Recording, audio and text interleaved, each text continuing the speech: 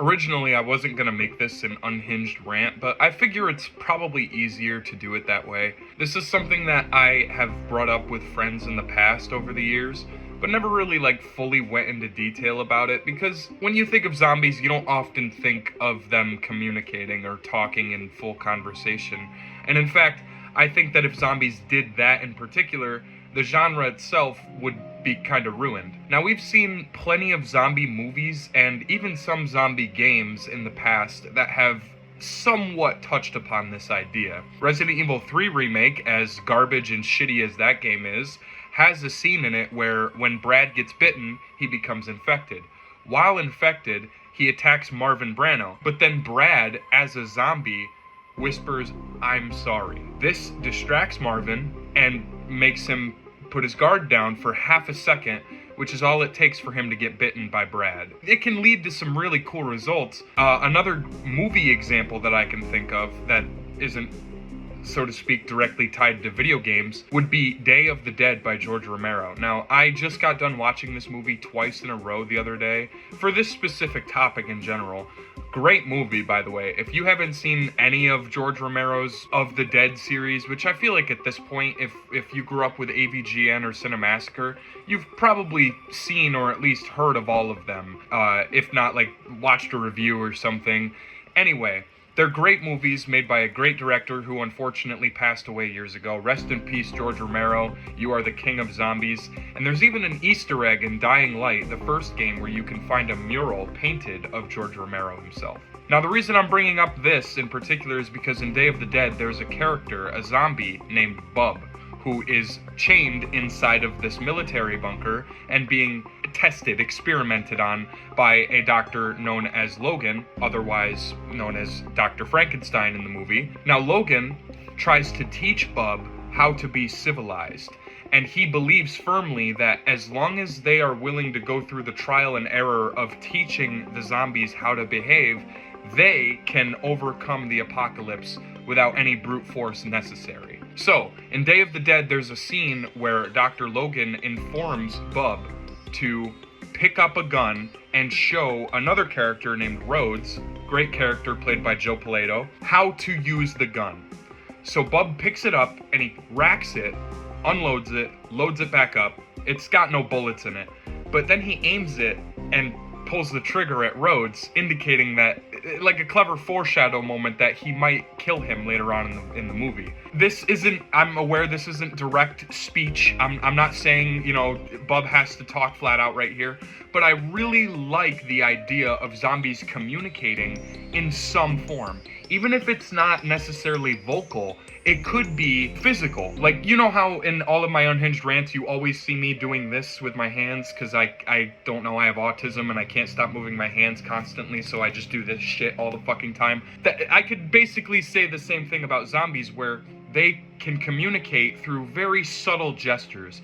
And I really like how Bub communicates in that movie, because he doesn't necessarily use his voice or words. He's a zombie. He communicates strictly through facial expression and through physical movement, which is top-tier writing in my opinion. I don't think anyone has ever thought of that idea before, but it gets even more interesting. In the movie, in this same scene with Bub where he's holding the gun, Logan hands him a telephone and says, "Answer the telephone. You know how to do it, Bub." Bub picks up the phone and says, clear as day, I'm gonna butcher it horribly, but he says something along the lines of, "Hello, Aunt Alicia." And that makes Rhodes, the main bad guy of the story, drop the fucking clipboard that he's holding, and everyone's just like, holy fucking shit, there's no way these things can talk. And it's got this interesting dilemma that plays into the plot shortly after.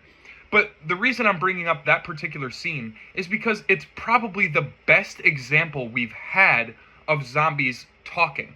Now, I don't think zombies should come flat out and be like, "Oh, hey, what's up, Bill? Oh, not much. Just got done eating a fucking family of 3 people. How about you?" I've been digging through this corpse for a few maggots here and there, but nothing really. That's not scary and it's not intimidating. It comes off more as a comedy, a very bad comedy that doesn't make anybody laugh, but it's more so the idea of what you could do with a zombie that is smarter than the rest. And believe it or not, George Romero did not touch upon this topic just once, but twice. With Land of the Dead. Now, I haven't seen this movie in forever. I just watched Day of the Dead the other day, like I said at the beginning of this video.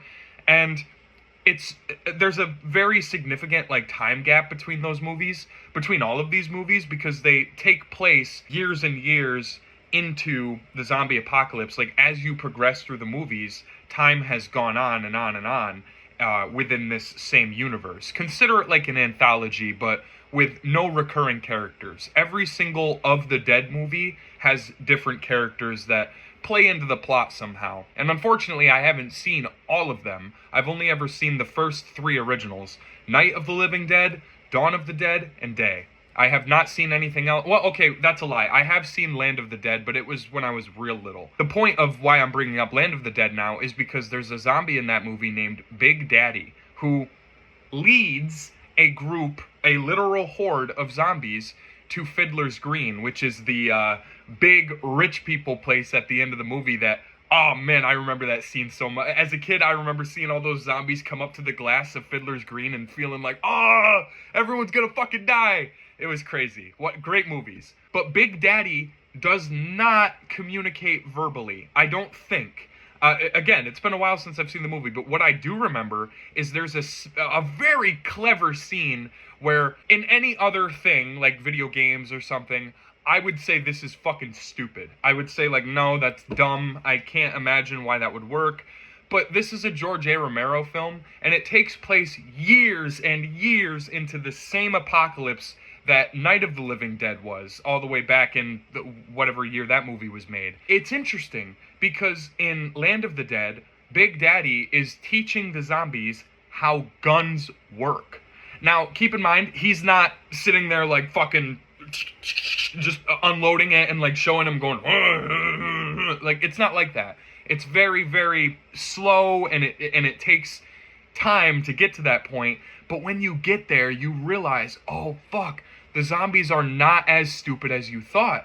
And another reoccurring theme that is apparent through the whole series of George Romero zombie films is that humanity is becoming less civilized while the zombies are becoming more civilized. So it's a nice social commentary on the life of being a wonderful fucking human. This all ties back into the same topic. Should zombies talk?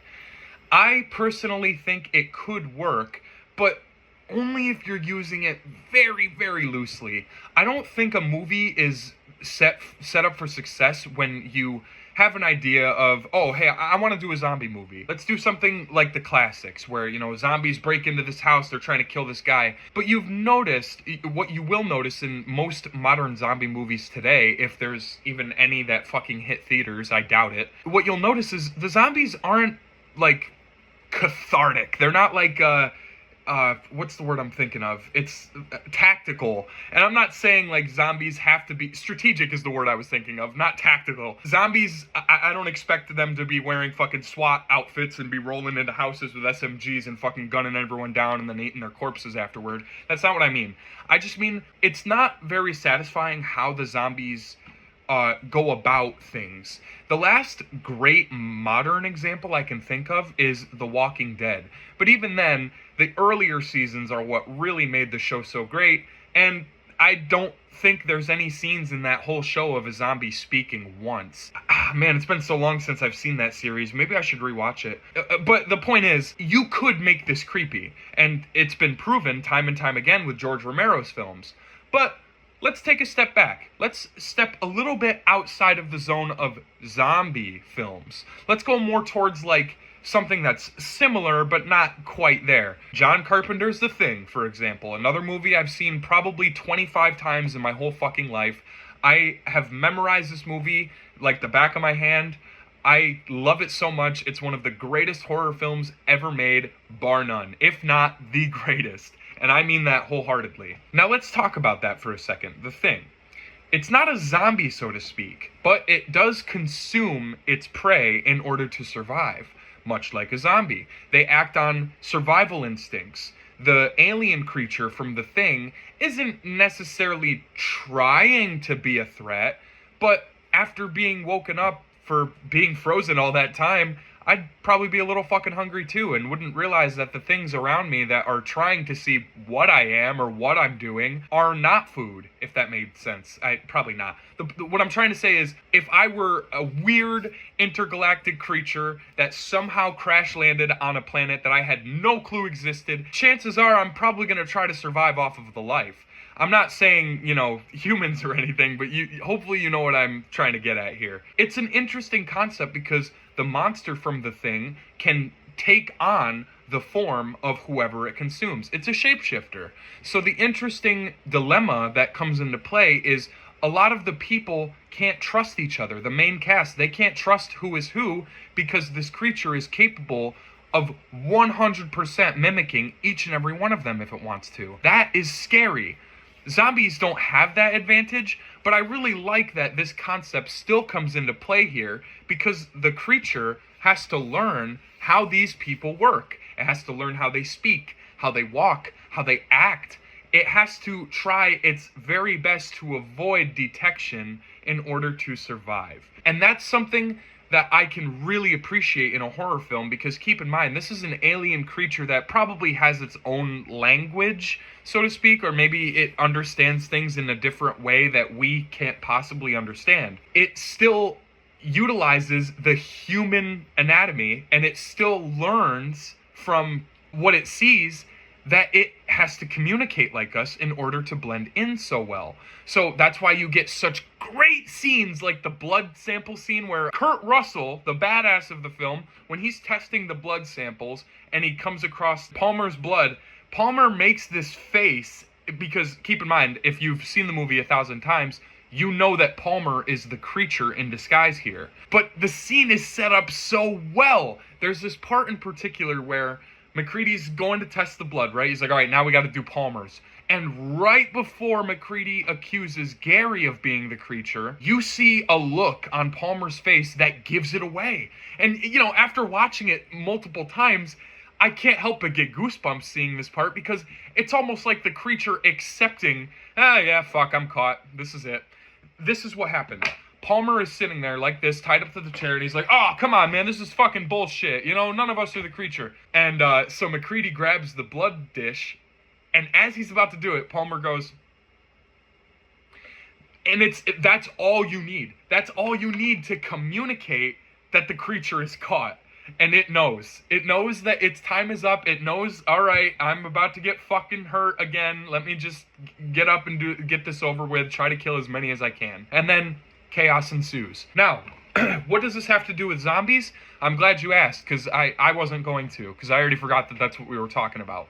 But I think that the concept of infected creatures, or, zombies in this case, could work if they were talking, if they had means of communication somehow. Now, again, I'm not saying focus on it directly. If you have a scene where a zombie is trying to do something, like in a, I guess, calculative manner, or, secret manner, that they don't want the audience to know right away what it is, I feel like you should take your time with certain scenes. Now, I'm not saying you should have a zombie film with zombies who go around going, brains, eat, food, hunger. No, that is stupid. But I like this concept because of a mod that I played in Project Zomboid. I forgot what the mod is called. I think it's just called Whispering Zombies or something. I don't know. But the point is, you get a very rare chance to discover a zombie who maybe is pursuing you, or maybe you happen to walk right past them when you're trying to sneak into Spiffo's food bakery or something, and it just so happens to pop up on the screen with a little text above one of the zombies that says, hurt, or, pain. They're saying that. And I think that's creepy. I think it would be really freaky if, imagine a scene in The Walking Dead, for example, one of the first episodes where Rick's being attacked by a zombie, and then one of them just says, hate. Something really simple, something real subtle, real small that you're like, oh my god, that was a word. That was definitely an English word. I heard that. Play with it. Play with it some more. Don't do it once and then never touch upon it again. Have these subtle moments where there are a few zombies outside or something, and maybe there's a scene where two of the main characters are sitting there listening to the zombies, just watching them go by real close but behind a protective barrier, and they hear things. Imagine if one of them writes down like, dude, one of the zombies said this, and it's like 4 words that mean nothing, but it would still be creepy to expand upon. Like, I don't know, what if the zombie said like, dirt, cold, hungry, follow? That's something. That's some form of like humanity that is left behind inside the husk that is being controlled by something else. I really like this conversation, and I really, really, really love the idea of zombies talking. At least in certain cases. Again, I don't think you should have a full feature-length film where it's all about zombies just communicating. There was one movie in particular like that. I think it was Warm Bodies. I get that that movie was more of a comedy, more of like a romantic comedy type thing. But I still liked the concept of how R, the main character, the main zombie, slowly and surely builds back his humanity because he's learning how that works. Again, I know that that's like a totally different thing, but you can see that this idea has been touched upon so many times before. And unfortunately, I don't think anybody's interested in doing it now. Unfortunately, with with George Romero gone, I almost said James Cameron. He's never made a zombie movie. George Romero being gone, I find it really hard that we will ever match that same energy. I just don't see it happening in Hollywood today. I don't think there's going to be someone who comes along and makes a groundbreaking zombie film like we had back in the day. How creepy would it be if, let's say, there was a scene where they're setting up a booby trap in a movie? Picture this. Dark alleyway, city street.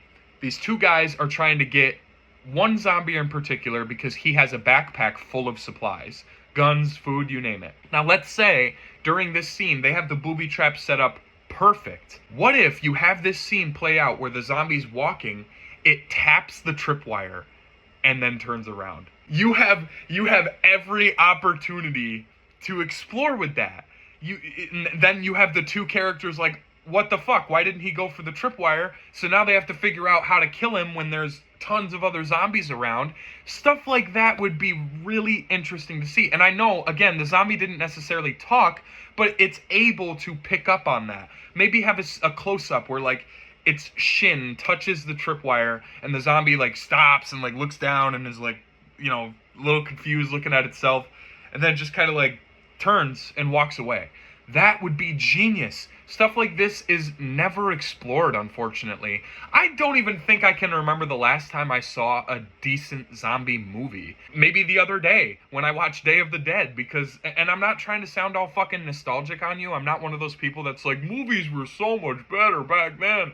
I'm just saying, like, they were a lot fucking better. They had better quality. They had better shit in place that made it a horror film. You could watch any of the George Romero zombie films, and each and every one will creep you out in some way. Even the newer ones where, like, it got a little shitty near the end. But nowadays, people make zombie films and TV shows for the sake of banking off of the genre, I guess. It's never really done justice, in my opinion. Now, I'm gonna go ahead and end this video here before I go on way longer of a rant. I wanted to talk about this, and I wanted to get some of your guys' feedback. Do you think that zombies should talk?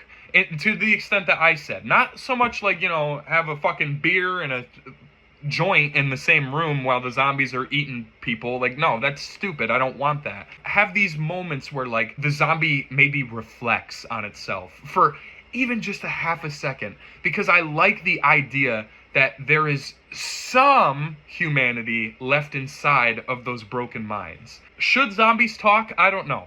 Personally, I think it would be an interesting concept if explored correctly. But what do you guys think? Let me know in the comments. Let me know how you feel. Again, I'm sorry that this isn't like my other editorials. I originally had a script written and I was going to do this whole breakdown thing. I kind of just wanted to talk about it. I just wanted to go on this rant because it's something that genuinely interests me. Anyway, thanks for watching. I'll see you guys next time.